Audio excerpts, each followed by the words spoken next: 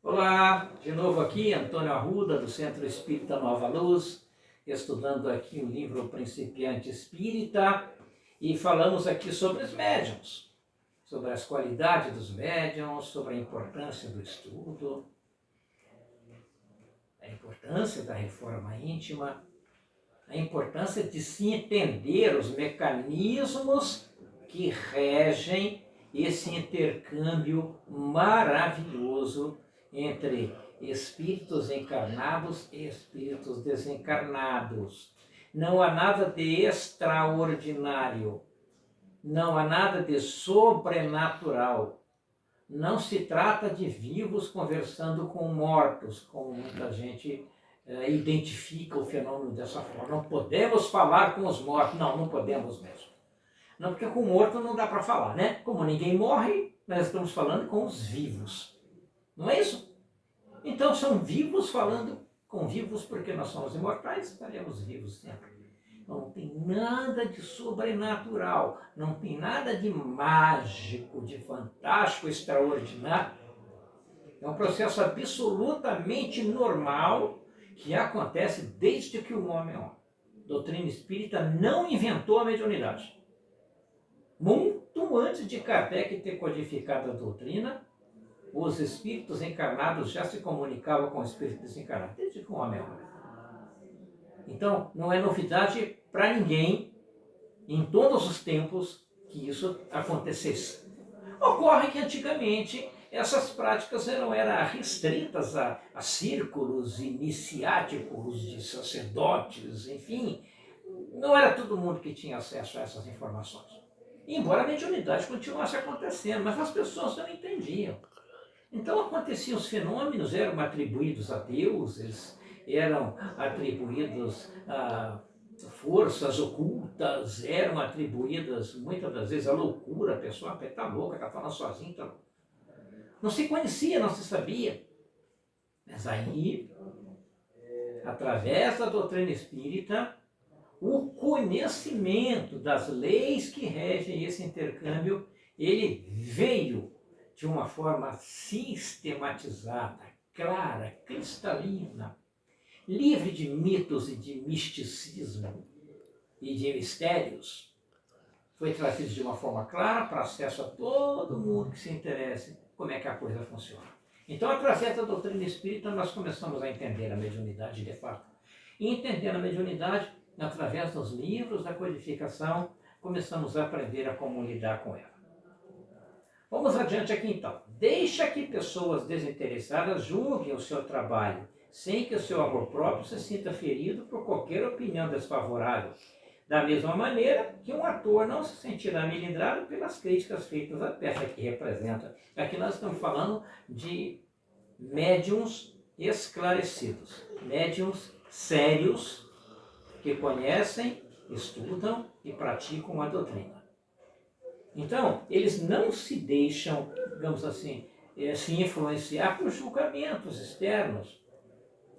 Não se deixam influenciar por críticas frívolas, porque ele sabe que está ali fazendo um trabalho sério, onde ele se dedica, faz com o coração, praticando a mediunidade com Cristo. Ele sabe que isso é importante, ele sabe que isso vai contribuir para o seu processo de crescimento, inclusive, mas de uma forma humilde, ele leva esse trabalho adiante, visando somente o trabalho em si, a prática do bem, sem se preocupar com plateia. Seu caráter marcante é a simplicidade e a modéstia. Sente-se feliz com a faculdade que possui, não por vaidade, mas porque ele é um meio de tornar-se útil. O que faz de boa vontade, sempre que se oferece uma oportunidade. E jamais se incomoda quando outros médios são preferidos. Ele não está preocupado. Ele não está preocupado se outros médios que trabalham junto com ele têm a preferência do coordenador do trabalho, por exemplo, no que tange às comunicações.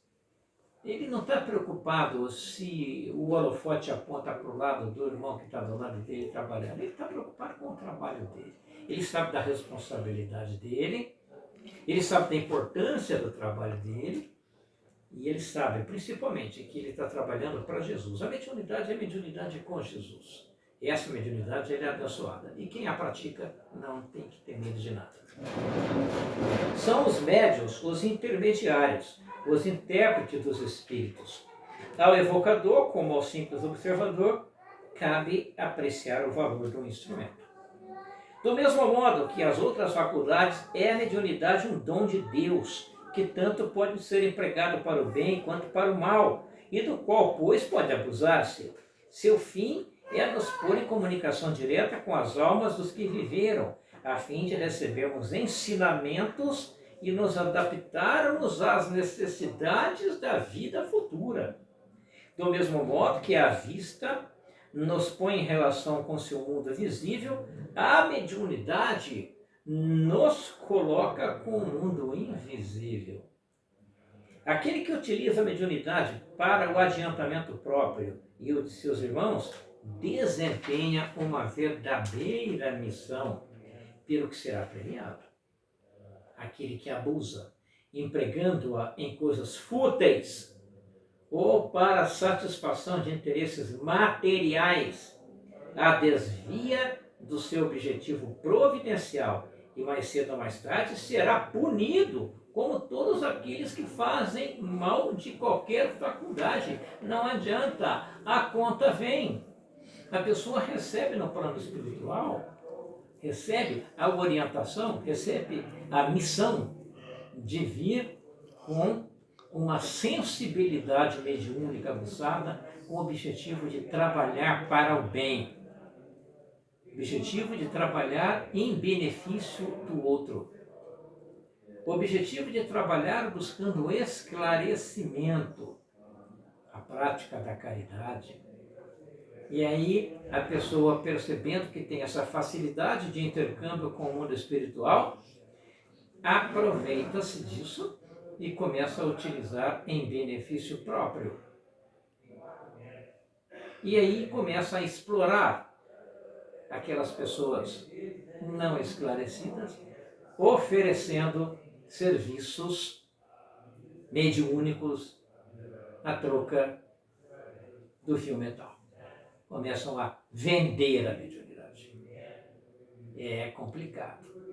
Essas pessoas não sabem, não fazem a menor ideia, embora achem que sabem. Não fazem a menor ideia do que eles esperam. Porque no momento em que ela usa a mediunidade de forma equivocada, objetivando um benefício próprio, ela está traindo o objetivo para o qual ela recebeu essa mediunidade, essa faculdade. Traindo esse princípio e trabalhando com foco no interesse pessoal, enganando pessoas. Quantos nós conhecemos por aí? A televisão está cheia, canal de televisão está cheio de sensitivas, falando besteira nos canais de televisão todo dia. Indo para mídia e ganhando dinheiro com isso. Quantas sensitivas não tem por aí? Vão pagar caro. Vão pagar caro porque no momento que tem uma postura dessa, os espíritos que se aproximam dessas pessoas não são espíritos sérios, esclarecidos, comprometidos com o bem e comprometidos com o progresso do homem, não se prestam a esse tipo de serviço. Então vão se aproximar espíritos zombeteiros, embusteiros, espíritos que estão desviados da verdade e do compromisso com a seriedade. E eles se tornarão parceiros desse ou dessa médium durante todo o período em que ela estiver praticando essa forma equivocada desse intercâmbio. A partir do momento que por qualquer motivo ela não quiser mais fazer isso, ela não vai querer, mas eles vão querer. Ou a partir do momento em que ela deixar o corpo aqui e retornar para o plano espiritual, essa turma vai estar tudo lá esperando. Olha, agora você, nossa, vem para cá. Vem para cá para pagar a conta. É complicada a situação.